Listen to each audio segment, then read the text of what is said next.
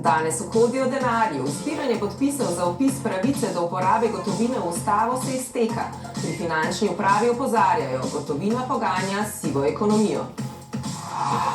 Odločitev zaradi premočnega sevanja. V Evropski uniji, ki radi plačujejo z gotovino.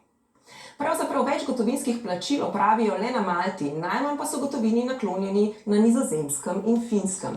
Tam z bankovci in kovanci opravijo približno vsak 5. nakup. Ob pogledu na evropsko povprečje ugotovimo, da je gotovinskih plačil iz leta v leto manj. Leta 2016 smo v evrskem območju z gotovino opravili kar 79% nakupov in plačil, leta 2019 72, lani pa le še 59%.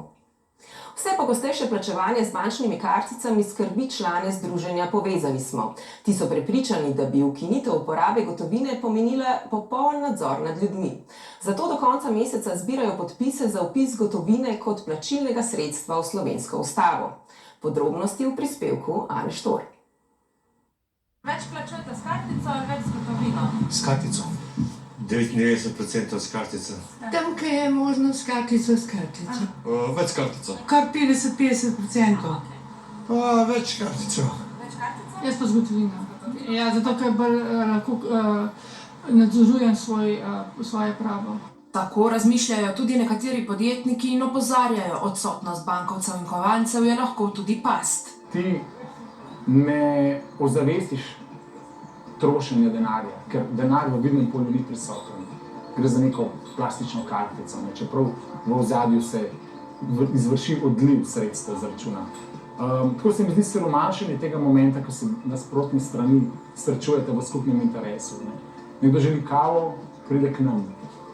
Si izmenjava skodelice z mojih rok k njemu, denar iz njegovih rok k meni.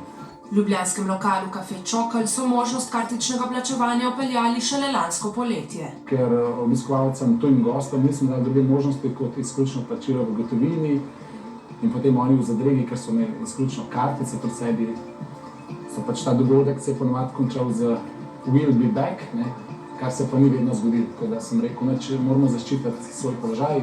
V kavarni zdaj opažajo, da tudi domači gostje vse pogosteje plačujejo s kartico, še posebej po pandemiji COVID-19. Da je brezgotovinsko plačevanje najboljši način, so prepričani tudi v enem od ljubljanskih lokalov s hrano. Prvi razlog je, ker je tako poslovanje za nas hitrejše. Gostje pridejo k nam, prislonijo kartico, dejansko vse to poteka potem zelo hitro. Drugi razlog je pa, ker se nam to zdi veliko bolj higienično. Posameznik bi moral vedno imeti možnost plačila z gotovino, pa menijo pobudniki zbiranja podpisov za vpis pravice do uporabe gotovine v ustavo. Imamo 50 evrov in s tem 50 evrov gremo lahko kamorkoli plačati. Smo nekako svobodni, naša zasebnost ni kršena, ker noben ne ve, zakaj se uporabi ta denar. Če gremo z kartico, je ta transakcija nekje zabeležena. Noben ne rabi vedeti, kje hodim, pa kaj delam, kako porabljam svoj denar, ker jaz sem zaslužil svoj denar. Niso mi ga oni dali, da bi oni vedeli, kje ga bom jaz porabil. Pri združenju opozarjajo, da uporaba kartic prinaša omejevanje svobode, saj imajo s tem banke nadzor nad ljudmi, nad tem, kje se zadržujejo, kaj kupujejo, kakšne so njihove življenjske navade. Smo zaskrbljeni, ker gre v ta nadzorstveno, kontrolno vlogo. To je naša največja skrb, ker vemo, kdo ima to nadzor nad temi našimi digitalnimi stvarmi. Imamo kot članica Evropske unije zelo dobro razvito področje varovanja osebnih podatkov. Tukaj pač smo zavezani spoštovati GDPR in mislim, da so takšni pomisleki na nek način neutemeljeni. Gotovina je edina oblika javnega denarja, do katerega imajo vsi neposreden dostop. Evropska centralna banka in nacionalne centralne banke, združene v evrosistem, pa so dolžne zagotavljati nemoteno ponudbo gotovine ter podjetnikom in posameznikom omogočiti plačevanje z gotovino. K tej strategiji stremi tudi Banka Slovenije. Ena njenih temeljnih nalog je prav oskrba z gotovino. Od uvedbe evra 1. januarja 2007 do 31. decembra 2022 je bilo v obtoku 14,7 milijarde evrov gotovine. Se nam zdi tudi Banki Slovenije pomembna, da gotovina ostane. Ima tudi določene svoje značilnosti.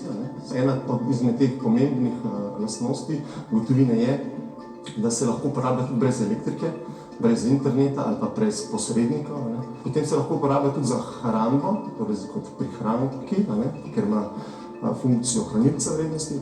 Poleg tega gotovino odlikujejo še nekatere druge značilnosti. Uporaba je preprosta in varna, ponaredkov je razmeroma malo, ne more postati tarča kibernetskega kriminala, a je po drugi strani eden od motorjev sive ekonomije, opozarjajo pri Finančni upravi Republike Slovenije. Je pa seveda dejstvo, da je tukaj treba vseeno poudariti tudi drugi vidik, torej vprašanje stroškov elektronskega plačevanja.